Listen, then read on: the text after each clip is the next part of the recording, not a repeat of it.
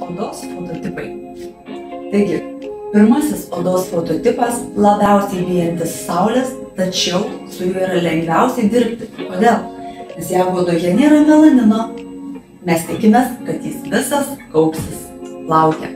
Tačiau labai dažnai pirmo fototipo žmonės turi ne tik šviesią odą, tačiau ir šviesų plauką. Ir jiems ypatingai reikia saugoti saulės, nes jie labai greitai paraudonuoja, labai stipriai nusilūpa ir lieka tokie patys balti, kaip ir buvo prieš tai. Antras fototipas yra šis. Tai yra pats dažniausiai Lietuvoje pasitaikantis fototipas. Kuo jis skiriasi nuo pirmo fototipo, kad pas jį jau gali būti ir dažniausiai yra tamsesni plaukai.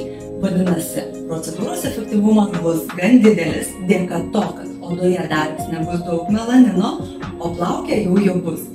Ir jūs šiek tiek įdegusi galite pasidžiaugti tuo įdegiu, nes nusilupus prieš tai paraudonavus, vis tiek oda bent šiek tiek turės gražų rusvą atspalvį. Trečias ir pats pavojingiausias, meistrų labiausiai nemėgstamas fototipas. Kodėl? Nes jis įdega taip stipriai ir taip greitai, kad net nespėja raudonuoti, luptis, o gan greitai jau jeigu dieną pasidegino, vakare jau yra ruda. Melanocitai taip greitai gamina melaniną, kad tiesiog absorbcija yra be galo didelė. Tie žmonės labai gražiai įdega, tačiau jiems yra didžiausia rizika nudegti, todėl kad jie greitai įdega, o pavyzdžiui, po lazerinių epiliacijos procedūrų, nuėjus į lauką net trumpam, jau galima nusideginti.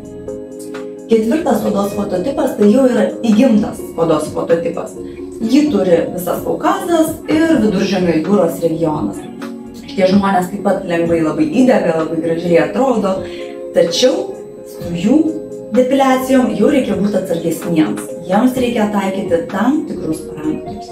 Na ir penktas bei yra tikrai dar ir šeštas pagal Fabriko Spalio fototipas. Tai yra apskritai jau labai tamsūs žmonės. Ir būtent jiems yra naudojamas endajagas, kurio, kaip jau minėjau, Lietuvoje praktiškai nėra.